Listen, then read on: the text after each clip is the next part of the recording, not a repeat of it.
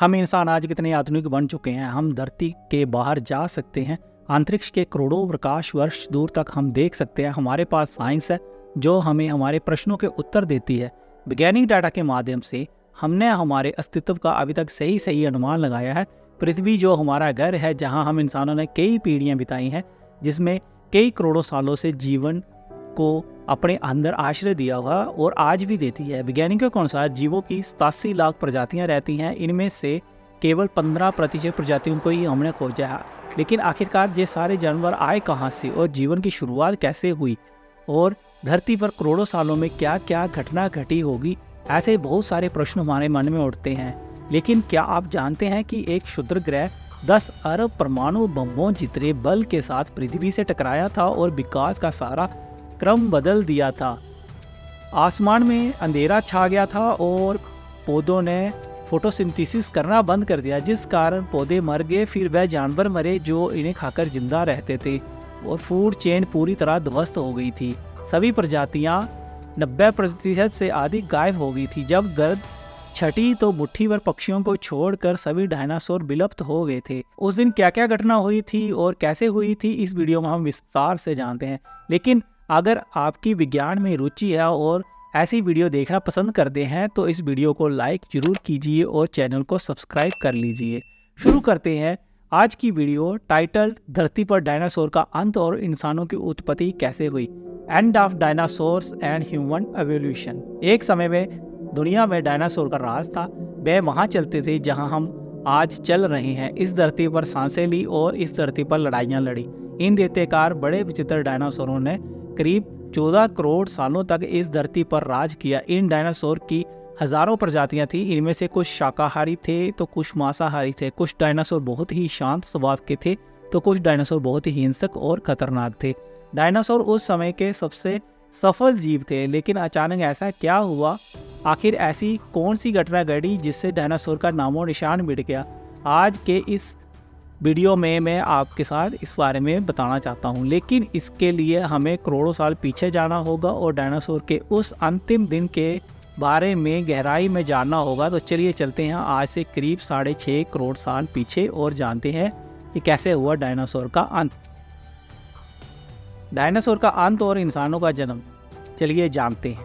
लेकिन आगे बढ़ने से पहले मैं आपको एक प्रश्न पूछना चाहता हूं जिसका उत्तर आपको कमेंट बॉक्स में देना है।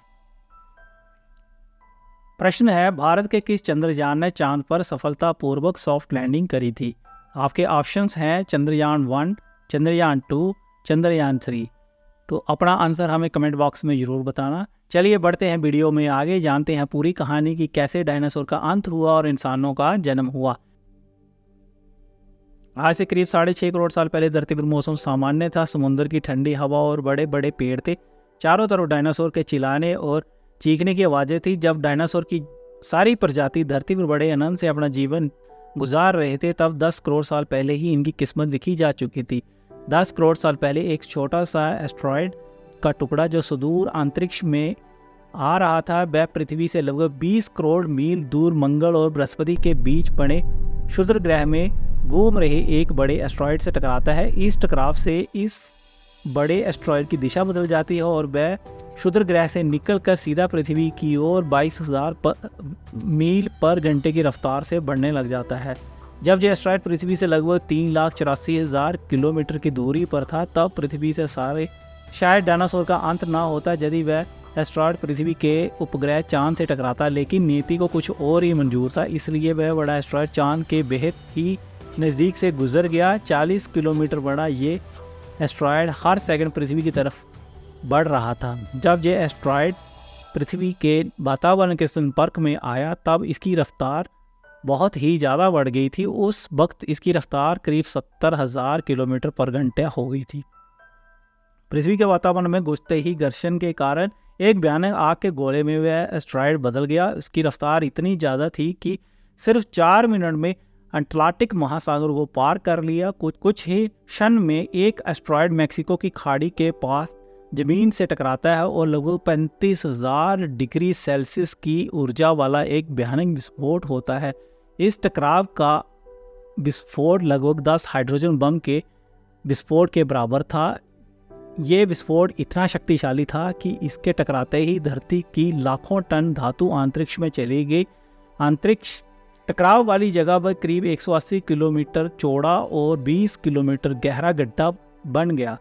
16 मिनट 40 सेकंड बाद इस टकराव की वजह से धरती के अंदर चारों ओर बहुत ही बड़े भूकंप आने लगे। इस वजह से समुद्र की विशालकाय लहरों का निर्माण हुआ और एक के बाद एक सुनामी की लहरें चारों तरफ बढ़ने लगी। भूकंप के कारण धरती पर मौजूद सभी सक्रिय ज्वालामुखी बाहर निकल गए, जिसकी वजह से हर जगह पर डायनासोर और कई जीवों का विनाश शुरू हो गया। धरती के महाविनाश की प्रक्रिया लगभग आरंभ हो चुकी थी। इस भयानक विस्फोट से रेडिएशन की मात्रा इतनी बढ़ गई कि इसके 800 किलोमीटर के दायरे में आने वाले सभी जीव पूरी तरह जल कर खत्म हो गए। अब आपके मन में सवाल आ रहा होगा कि उड़ने वाले डायनासोर तो उड़कर बच निकले होंगे, तो वो कैसे ख़त्म हुए? लेकिन उस उड़ने वाले डायनासोर ज़मीन में से बच निकले, पर वो मेटल पृथ्वी से जो अंतरिक्ष में उड़ी थी वह ग्रेविटी के कारण आग के गोले में बदल कर पृथ्वी पर बरसने लगे, जिससे सभी उड़ने वाले जीवों का हवा में ही खात्मा हो गया।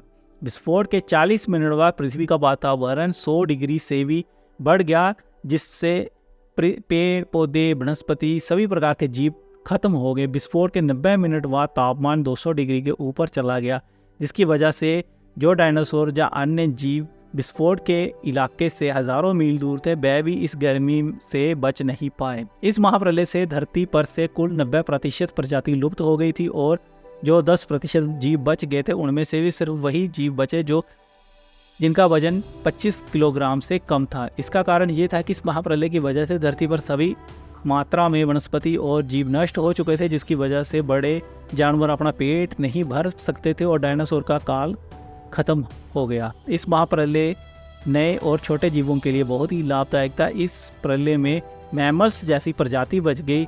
लेकिन मैमल्स क्या है और कैसे बच गए, मानव कैसे धरती पर आए, चलिए जानते हैं। मैमल्स यानी कि स्तनधारी जीव, इन्होंने खुद को एक महाविनाश से बचा लिया था। अंततः गर्मी से बचने के लिए वो ज़मीन के अंदर रहने लगे थे और जिंदा रहने के लिए उन्होंने सब कुछ खाना शुरू कर दिया है। धीरे धीरे अब पृथ्वी फिर से सामान्य होने लगी थी और फिर से नए नए पेड़ पौधे उगने लगे थे। धरती पर जो जीव बच गए थे उनमें से कुछ अलग अलग प्रजाति की उत्पत्ति हुई। उनमें से कई सारे जीव वह थे जिनके हाथ और पैर हमारी तरह ही थे।